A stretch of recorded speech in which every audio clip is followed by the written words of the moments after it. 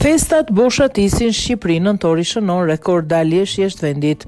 Ritmi i daljes së shqiptarëve jashtë ka qenë më i larti se ai i hyrjes të huajve në vend gjatë nëntorit. Shifrat e publikuara nga Instituti i Statistikave për Lëvizjen e Shtetasve konfirmojnë se gjatë nëntorit, kur janë edhe një seri festash kombëtare dhe ditë pushimi, vendasit kanë preferuar të udhëtojnë jashtë. Konkretisht, sipas Instat, gjatë muajit nëntor 2025, rezultojnë të kenë hyrë në territorin e Republikës së Shqipërisë 1.282.118 shtetas shqiptar dhe të huaj. Ky tregues ka pësuar një rritje me 1.4% krahasuar me nëntorin 2024.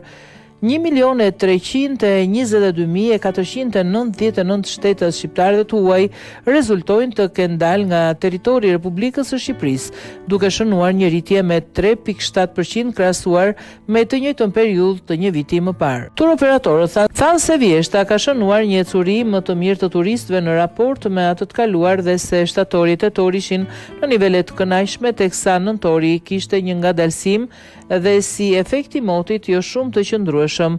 Në nëntor 2025, numri i shtetasve shqiptar që kanë hyrë në territorin shqiptar është 652.150, duke pësuar një rënje me 1.3% krahasuar me nëntor 2024. Numri i shtetasve të huaj që kanë hyrë në territorin shqiptar është 629.968. Ky numër është rritur me 4.2% krahasuar me të njëjtën periudhë në vitin 2024, thuhet në njoftimin e Instat. Ndërkohë, sa takon daljeve në muaj nëntor 2025, 677.665 shtetas shqiptar numërojnë të kenë dalë nga territori i Shqipërisë, duke shënuar rritje me 7.5% krahasuar me vitin 2024. Daljet e shtetasve të huaj nga territori i Shqipërisë gjatë muajit nëntor 2025 janë 625.434 krahasuar me të njëjtën periudhë të një viti më parë.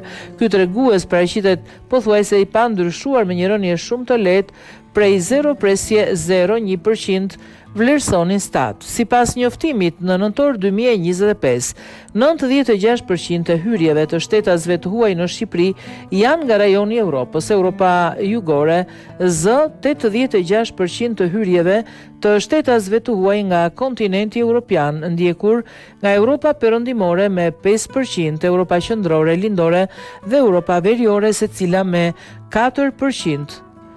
Tur operatorët të nënvizojnë se vizitorët nga Europa Perëndimore, por edhe më gjerë po vizitojnë Shqipërinë, sidomos gjatë vjeshtës dhe pranverës me një interes për turizmin kulturor.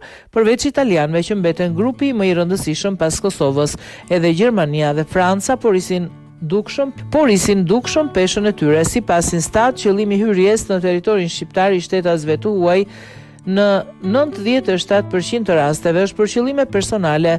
Në nëntor 2025, ky tregues ka shënuar një rritje me 4.5% krahasuar me nëntor 2024. Hyrjet e shtetasve të huaj për qëllime biznesi dhe profesionale kanë rënë me 3.6%.